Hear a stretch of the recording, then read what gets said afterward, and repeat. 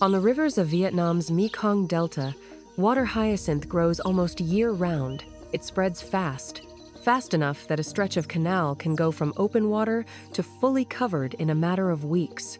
If you're running a boat through, it's a nuisance. But to a craftsman, water hyacinth is raw material. It's the starting point for something that ends up being genuinely useful inside your own home. But turning water hyacinth into the baskets and trays we use in our homes is a whole story in itself, with so much to tell.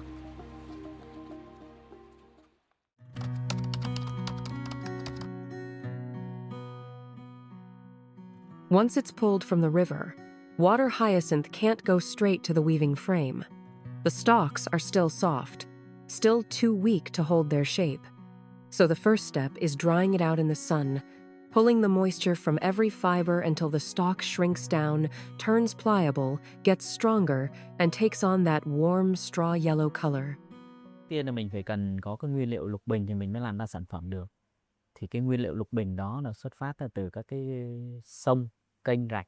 Thì người dân ở tại địa phương á, bắt đầu là thu gom.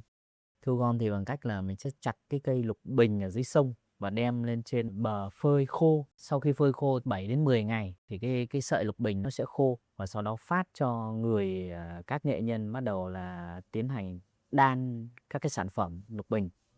Once the bundles are dry, they're sourced from different regions and brought back to the workshop. From there, they get sorted and passed along to the artisans. But before a single strand makes it onto a frame, it has to get past a pretty unforgiving inspection. Picking good fiber isn't just about color or how tough a strand feels. The artisans are looking for dark spots, traces of mildew. Because a strand with a little mold on it, or one that's barely started to rot on the surface, is something nobody would ever notice on a finished basket.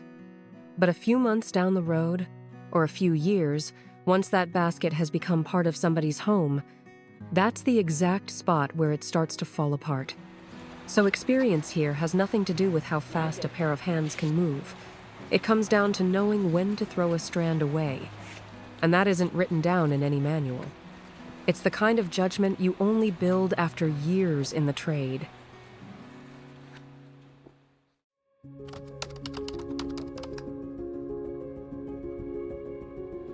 Every piece starts from a mold.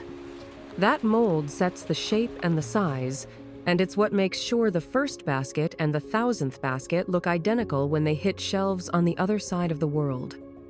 From one single kind of fiber, the kind most people would write off as useless, a skilled artisan can turn out an endless range of pieces, each with its own shape and its own job around the house.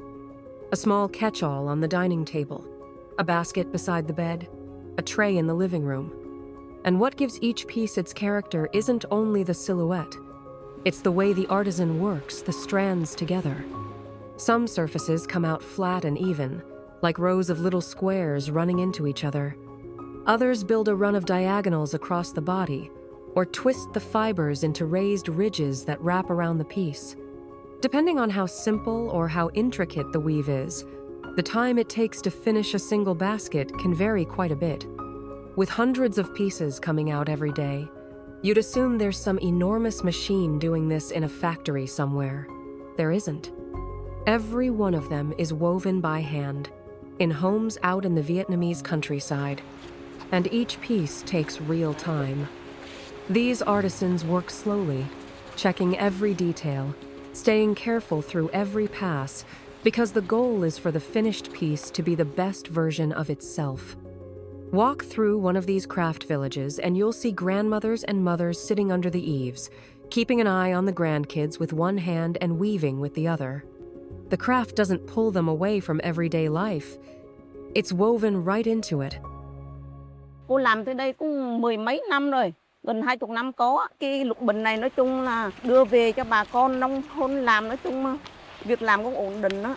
Làm nói chung làm cũng có thu nhập, cũng có thể là nuôi con ăn học. Đó hồi đó thì cô mới làm thì nói chung thì tay nghề mình đang còn yếu, chưa có làm được nhiều. Còn mà lần sau cỡ mà tháng đầu tiên thôi. Tháng đầu tiên chứ còn mà tháng thứ hai là con phải lên. Rồi tháng thứ ba con lên, cứ lên vậy. Còn cỡ làm cỡ đồng đó nếu mà tay nghề mình cứng là mình làm cỡ đan thuần là 5-6 tháng ấy. 5-6 tháng mà tay nghề con lên là cái lương con lại cao.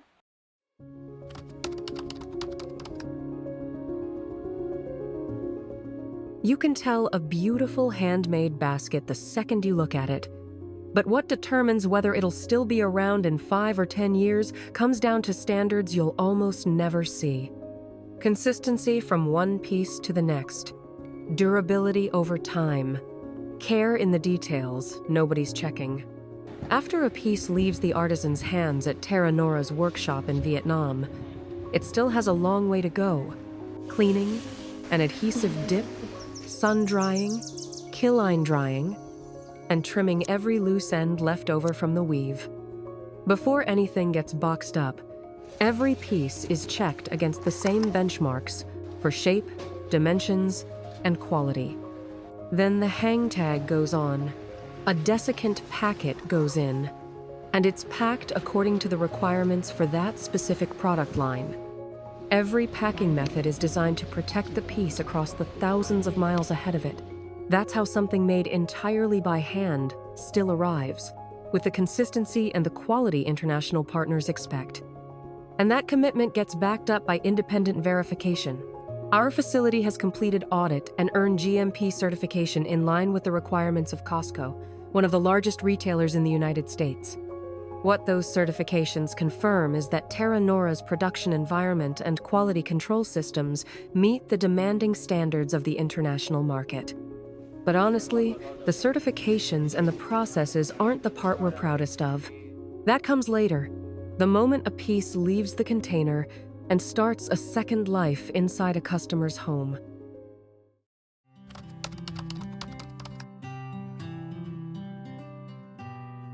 A handmade piece only really does its job when somebody uses it every day. We've always believed the beauty isn't in seeing it displayed on a showroom shelf. It's in watching it become a natural part of a home. In the living room, a water hyacinth basket can hold throw blankets or extra pillows, keeping the space tidy while holding onto the warmth that only natural material gives you.